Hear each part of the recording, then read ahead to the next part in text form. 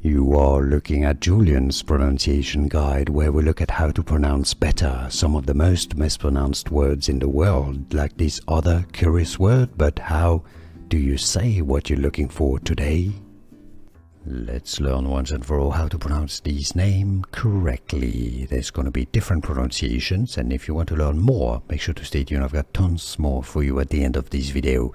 In French, Gisele, Brazilian, Gisele, or Portuguese, Gisele as well. The German pronunciation, Gisele.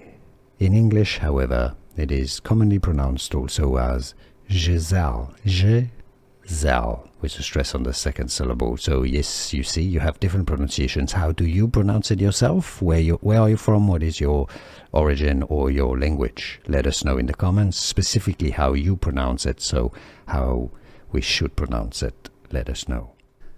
Here are more videos on how to pronounce more confusing words and names too many mispronounced. Like this video if you found it useful. I appreciate your support. I'll see you soon, and thanks for watching.